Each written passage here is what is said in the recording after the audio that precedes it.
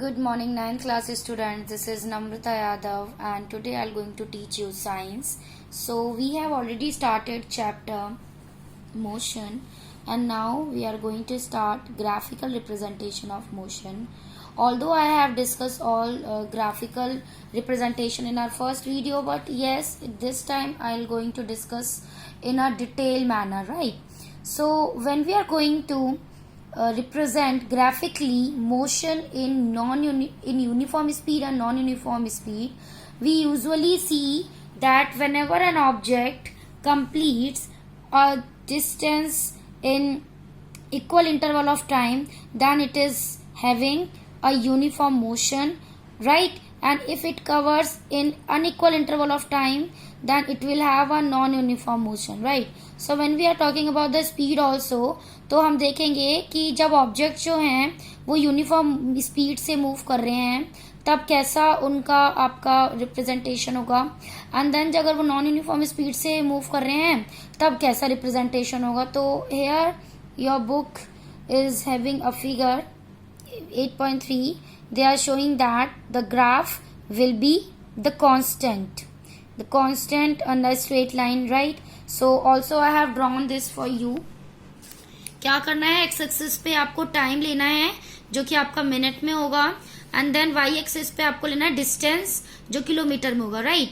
यहाँ मैंने कुछ पॉइंट्स लिखे हैं 10, 20, 30, 40, 50 इक्वल डिस्टेंस पे 10, 20, 30, 40, 50, राइट? मैंने पॉइंट लिया कोई गाड़ी है, अगर वो कवर कर रही है 10 किलोमीटर 10 मिनट में, फिर 20 किलोमीटर 20 मिनट में, फिर 30 किलोमीटर 30 मिनट में, तो देखो यहाँ पे अगर इस हम इन पॉइंट्स को जोड़ेंगे तो ये आपका एक स्ट्रेट लाइन बनाएगा. तो ये आपका ग्राफ किसका होगा, यूनिफॉर्म मोशन, ठीक है, एंड देन यूनिफॉर्म स्पीड का ये आपका ग्राफ होगा, राइट? नॉन यूनिफॉर्म में इसका जस्ट ऑपोजिट होगा. यहाँ पे क्या होगा, मैंने जो पॉइंट्स लिए थे 10, 20, 30, 40, 10, 20, 30, 40, 50, तो मैं देख रही हूँ कि जो कोई गाड़ी है अगर वो मूव कर रही है और वो डिस्टेंस है 5 मीटर 10 मिनट में तय कर रही है, और 10 किलोमीटर नॉट मीटर, 10 किलोमीटर वो कवर कर रही है 25 किलोमीटर्स में, ओके.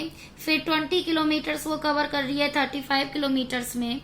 तो इसके अंदर क्या है, चेंज होता जा रहा है. फिर अगर हम देखें 30 किलोमीटर से 40 में, तो पहले 5 का डिफरेंस है, फिर 10, फिर 5. तो यहाँ पे क्या हो रहा है, आपका equal interval of time follow नहीं हो पा रहा है, गड़बड़ा जा रहा है, ओके. तो यहाँ पे आपको पता चल रहा है this is your non uniform speed और this is a non uniform motion graph.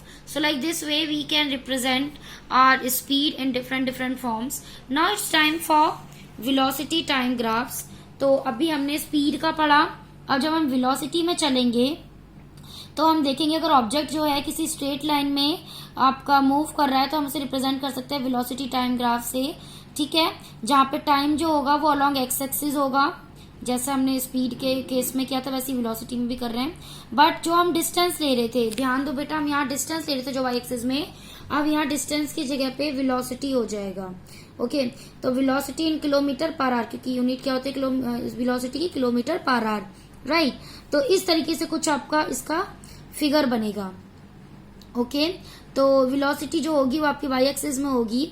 तो इसमें क्या होगा, अगर ऑब्जेक्ट है वो यूनिफॉर्म वेलोसिटी से अगर मूव कर रहा है, राइट, तो जो वेलोसिटी टाइम ग्राफ की जो हाइट होगी वो टाइम के साथ चेंज नहीं होगी.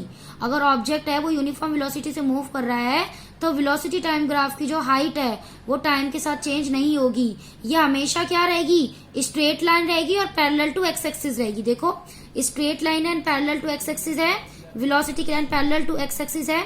तो ये थी आपकी वेलोसिटी टाइम ग्राफ, राइट? इस तरीके से हम इसका एरिया भी निकाल सकते हैं, ओके.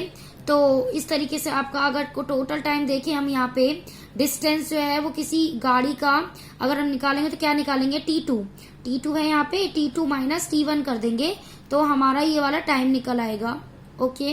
तो अगर हमें डिस्टेंस निकालना है किसी गाड़ी का तो हम कैसे निकालेंगे, S is equal to AC into CD, AC into CD, length into breadth होती है ना, रेक्टेंगल बन रहा है यहाँ पे, तो इसका एरिया निकालेंगे तो AC इंटू CD बना देंगे, जहाँ पे AC की वैल्यू अगर सपोज अगर वो 40 किलोमीटर पर आवर से चल रही थी, AC जो है वो 40 किलोमीटर पर आवर से चल रही थी. सपोज क्यों कर रहे हैं, सपोज नहीं मतलब हमें क्लियर दिख रहा है यहाँ पे कि तो ये हमने निकाला इसका T2 माइनस T1 के थ्रू, हमने इसका लेंथ इंटू ब्रेड्थ करके हमने इसका एरिया फाइंड आउट किया, राइट। अब हमने इसके अंदर क्या किया, सपोज इसका ये 40 जो है वो, सपोज नहीं मतलब यहाँ मेंशन है आपका 40, यहाँ पे कट कर लिया पॉइंट को, तो ये 40 किलोमीटर पर आवर इसकी वेलोसिटी है।